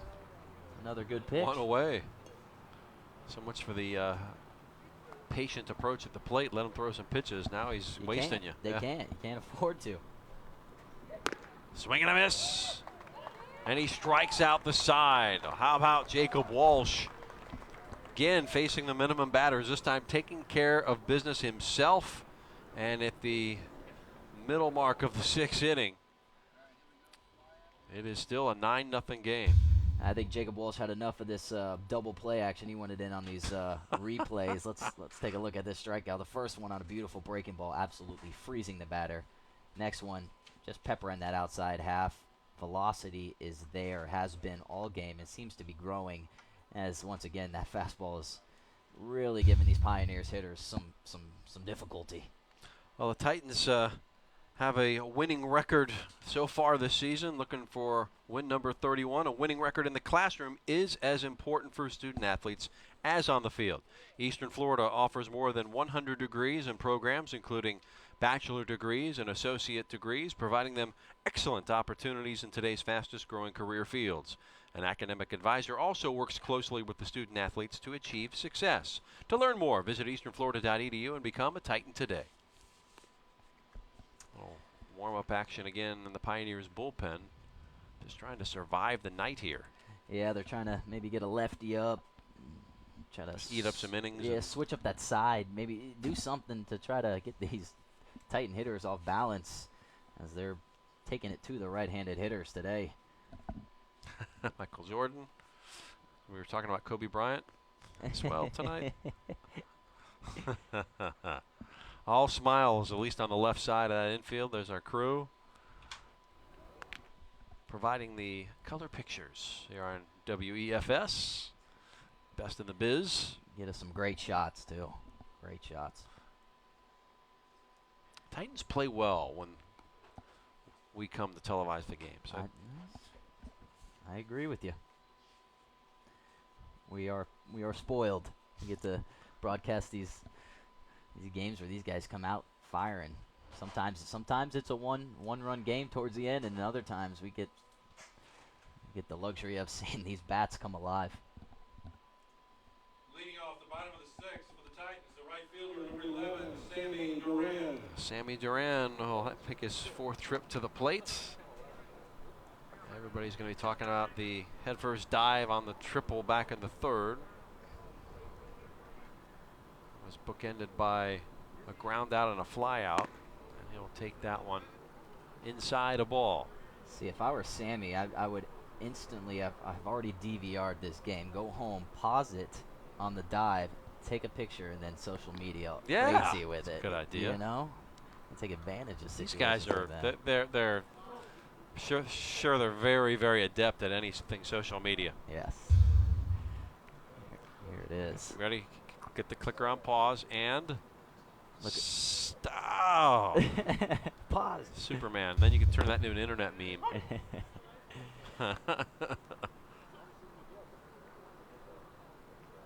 Sammy ahead in the count. 2 balls and a strike.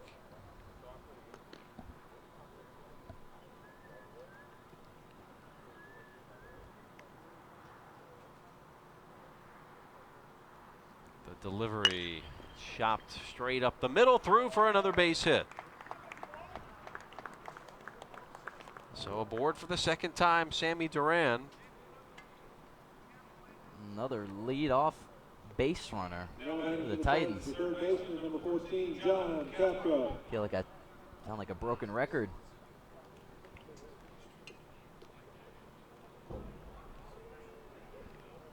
As pitching coach takes a visit to the mound. By my count, that was the 13th hit for Eastern Florida tonight. Wow. Racking them up. Through 5 innings. Oh, well, I guess now 6 1/3. Well. Yeah.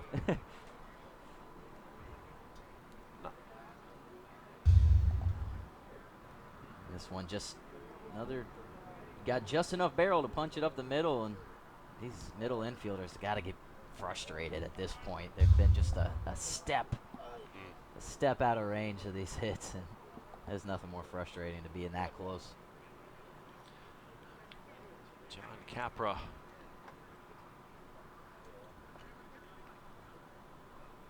Has a hit. RBI, a couple of runs scored tonight. He will take a strike. And I don't look for these Titans to really back down, just as we mentioned beforehand, giving up 7 runs in last night's game in the 9th inning to really put the pressure on them. So this is baseball, man. Anything can happen. So I'm sure they're itching to get every run that they can across the plate. Wonder when the 10-run rule starts creeping into your head. It's got to be into the 7th inning. Yep. And you're at 9 right now. I'd like to save some arms here ahead of the weekend. That's right. And off to the races. The catcher's indifference there. Duran takes second. Okay, that slide wasn't as graceful. I'm going to have to call him out on that. Nobody's going to remember that one. Not even a throw, and it just kind of, hands got a little ate up. Heard some chuckles from the Titan dugout, giving him some crap. 1-1 to Capra is a ball. And like you mentioned on the 10-run rule, in some situations a coach may look at a steal like that as maybe, well, you know, you're up 9 runs, what are you doing? But you get a conference championship to win. Exactly, and the opposing coach understands the situation. They want to get this run across because top of the 7th, they could end this ball game. You don't want to take any chances. On the other side, it saves Indian River a little bit too, as they have some games on the weekend. And Capra is retired. Runner moves to 3rd on the play, though. And it's a quality at bat. Capra's been very effective. Not a ton of great stats, but tonight but has done a great job in moving the runners up. Should getting the assist on the RBI. Sierra now, his 4th at bats. A couple of ground outs. Did have a sacrifice back in the 2nd.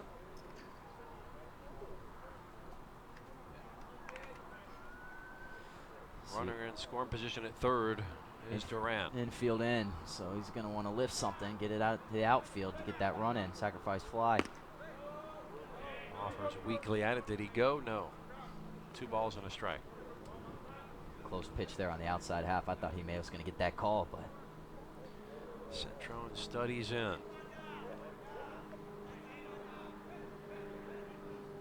Stretch, the pitch, and it's upstairs. 3-1. 3-0, excuse me. As the graphics crew follows everything I say. Sorry, guys. My fault. Sometimes things just sound good.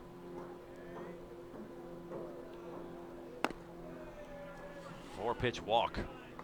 Sierra is aboard. Runners on the corners. 1 out. And Ian Lisle, who has just been smoking it. Number 13, Ian Lisle. This is the guy you had the want triple, up. a couple of walks, a couple of runs. It's the funny thing about baseball, your 6-hole hitter is the guy you want up in this situation right now because he is swinging the bat as good as anybody in this Titan lineup. Take a strike on the outside corner.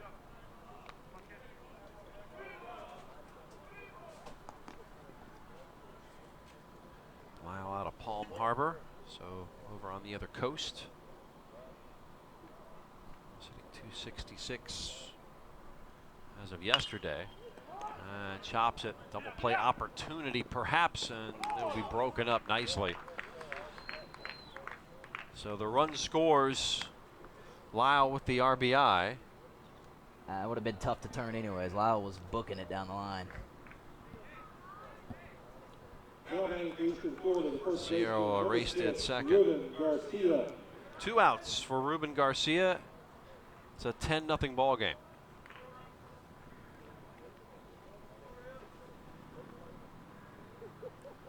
Garcia swings away, sends it deep to right field. It is to the fence. Picked up at the track. Runners going all the way. Lisle is in safely, and it's a double for Ruben Garcia. 11-0. That ball just kept going. That's that leverage that we were talking about. These tall batters. Didn't look like he got that as well as originally thought. And here we go. Let's take a look at that. Wow, he really did get into that one.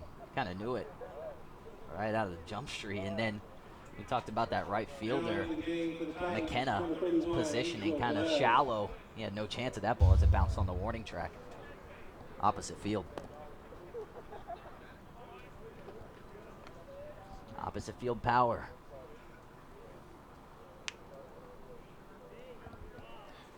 Pinch hitter, Angel Velez.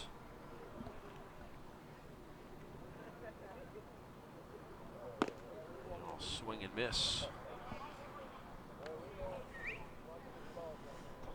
He's making the most of his hacks. Yeah, Velez out of Puerto Rico, 5'9", 175. 1 for 1 with 2 RBIs yesterday, hitting .289 coming in. So he takes over for John Jimenez. He's swinging away. Foul. Behind an account, got to protect.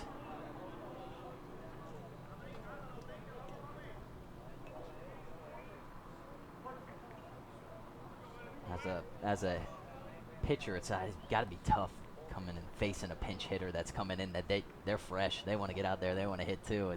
Whereas the other guys may already collected their hits on the day. The second, Armstrong on to first. Henry gloves it, and the side is retired, but not before 2 more runs score on 2 more Titan hits. We're running out of ink and running out of innings for Indian River. 11-0. And I would love to say that the story of the day has been the defense and the pitching, but just as powerful has been the hitting. And here we go. Let's take a look here at the start of the double plays as Ruben Garcia reaches and gets the runner doubled off at second base. That's just the start. The more unconventional than the rest of them have been, the more traditional types. Pretty more tailor-made type plays. And take a look at this one here as an example of that. Good flip, Puig server to Capra, back to Ruben. That would be the second double play of the game. And here we go, just like clockwork. Third one. It's got to be frustrating as a Pioneer here to get up there. And then again, before you know it, tailor-made. It's just been tough sledding out there for these Pioneers hitters as they continue. And then here we go. Let's give Jacob Wall some showtime here with these strikeouts. He goes, hey, my defense is good, but I ain't so bad myself. Remember who's assisting you guys on all these ground balls. So he's been doing a great job. On top of the 7th. We'll remind you that the athletic programs at Eastern Florida are just a part of the excitement at the college, which is a regional leader in education and providing students with excellent job opportunities in the global economy. Great example is the new $75 million expansion of the Melbourne campus that is now underway with 6 new buildings to house new academic programs in health science, computer technology, and business. When completed, the campus will be a vital center of higher education and workforce development well into the 21st century for East Central Florida. To learn more, visit easternflorida.edu and become a Titan today. Scoreboard, a busy night for the scoreboard operator, no doubt. 4, 1, 1, 3, and 2 add up to 11 as we go into the 7th. Little one-sided. Leading off top of the 7th for Indian River. Yeah, Walsh will continue to pitch. Walsh trying to get that shutout. Getting his pitchers some batting practice on the field potentially tomorrow. I don't know. Have some angry pitchers in the dugout if he gives up a run here. This should be a mercy rule situation here if you can get out of this inning.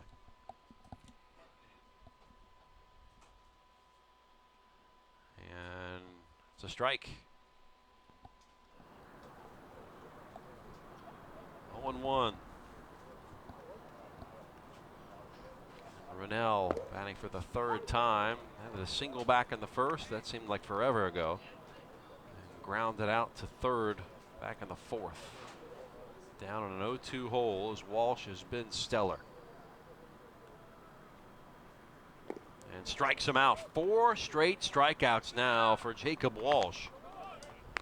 And the Pioneers look to be going down with a whimper.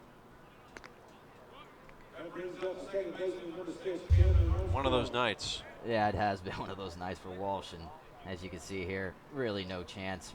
That breaking ball has dropped, what, 2.5 feet, just right out of the sky. Nice pitch.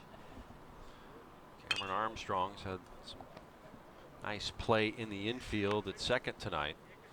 At the plate, not the same story. Did have a sacrifice to move a runner over in the first, and then grounded out to short in the fourth.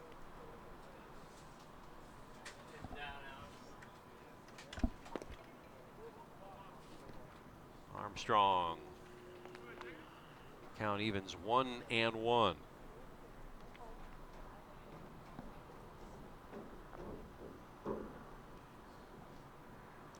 Georgia native takes inside. 2 balls and a strike. Walsh trying to finish strong here. Top of the 7th, trying to go home early. Looking ahead for Eastern Florida, some big games on the horizon. At Miami-Dade this weekend. At Palm Beach State to close the season. And the put out is made by Puig server over to Garcia. And Indian River down to its final out. Now batting for the Pioneers, the third baseman, number 14, CJ Fitzpatrick. CJ Fitzpatrick. Who, again, hit into a double play in the first of 4 double plays tonight for the Titans. Grounded out to short in the fourth, to avoid being the final out. Walsh now ahead in this count, 0-1, can retire Fitzpatrick. He will face the minimum number of batters through 7 innings. That would be 21. I'll give Jacob the nickname Blackjack if he can turn the trick.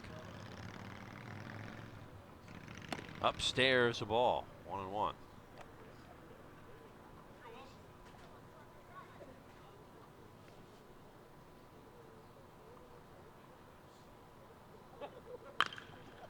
Chops it foul, goes for a long strike. And now the Pioneers down to their final strike on this night. Ahead for Indian River. They got 2 left with Broward. Help a brother out, if you want to say that. Going and safe. Get a couple of wins against Broward here at the end of the season. And it is a strikeout, game over. So Walsh with 5 strikeouts takes care of business, faces the minimum 21 batters through 7 innings. It ends 11-0. A run rule, a mercy rule shortened game as the Titans improve to 31-13, more importantly 16-8 in the Southern Conference. So fine performance for Indian River behind the plate and the mound and at the plate as well. We'll be right back right after this.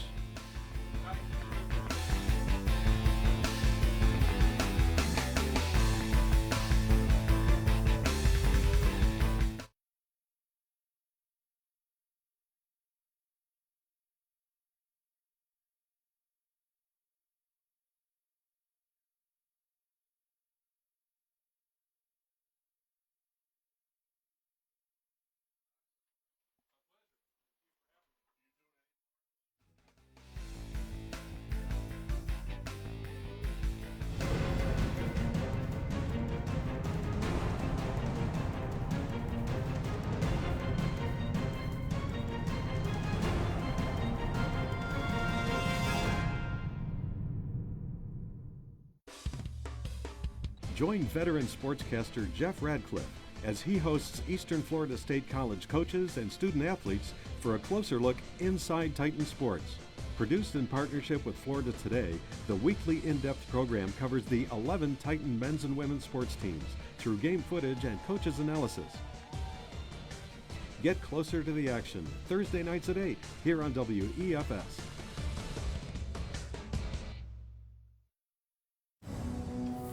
Eastern Florida State College. This is where you discover new opportunities, where you pursue your dreams, and careers take flight. Apply now for new bachelor and associate degree programs in business, healthcare, computer technology, and other growing fields. Eastern Florida, where Titans rise. Apply today.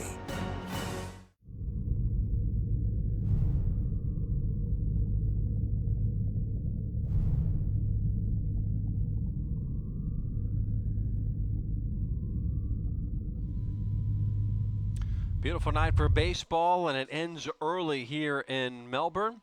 And I think it's appropriate to say that we've got love bug season coming our way in the Sunshine State. And sometimes you're the bug, sometimes you're the windshield. The Titans were the windshield tonight, an 11-0 win. Our Alex Friedrich is with head coach Jeff Tam. Thank you. Here live with head coach Jeff Tam of the Titans. Coach, excellent win. I know you kind of been dealing with some injuries here and there on the infield. What do you have to say about the defense behind starting pitcher Jacob Walsh today? They did a phenomenal job. They expected every ball to be hit to them. They made the plays they were supposed to make. You can't be more proud than the guys that come out here and just get it done. Yeah, I think it was 4 or 5 double plays up the middle, and these guys are making it work. You guys been working on your infield work here, or what? Well, we did that in the fall. We got 700 to 1,000 ground balls twice a week, and that's not counting the fungos. I mean, so they're implementing what we've asked them to do and what we've trained to do, and Jake going out there and just competing in the bottom of the strike zone, getting those ground balls. That's what it's about. Offensively, obviously the explosion, 11 runs. I saw you guys being aggressive early, electing to go to triple, leg out those triples instead of those doubles. What do you feel? You guys are bringing some positive momentum in when you get it? Yeah, absolutely. The guys, they've been that way all year. These guys aren't settling for anything, and they are busting their tails, and they're getting out of the box. They're turning the bases the way we trained them and worked on it. And like I say, if they just go out and if they work hard and make mistakes and are very aggressive, they'll never hear from me barking at them. And I have to ask you, we got a 7-inning shutout, so is that still grounds for pitchers BP tomorrow or what? Yeah, absolutely, and I owe them one from that, so there's 2. So we're going to have to pick our spots wisely down the stretch because we got 4 more tough ones ahead of us, but yeah, absolutely, I owe them. All right. Good game, Coach. Thank you, sir. Back up to you, Jeff. Thanks so much, Alex. Crooked numbers on the scoreboard all night, as 4-run party really was all that was needed in the second inning. And the Titans get their 31st victory of the season, 16th in conference with an 11-0 whitewashing. And now they go 7-0 for the season against Indian River this season. Big games coming up this weekend for the Titans. Make sure you continue to check in on what the Titans are doing, as the games against coming up this weekend. You can check out all the action on EFSCTitans.com. That wraps it up here from Melbourne tonight. For our producer, Paul Mitten, our director, Brian Foster, of course, my partner, Alex Friedrich, I'm Jeff Radcliffe saying so long from Bruce Bochy Field. The Titans a big winner tonight, 11-0 over the Pioneers of Indian River. Good night.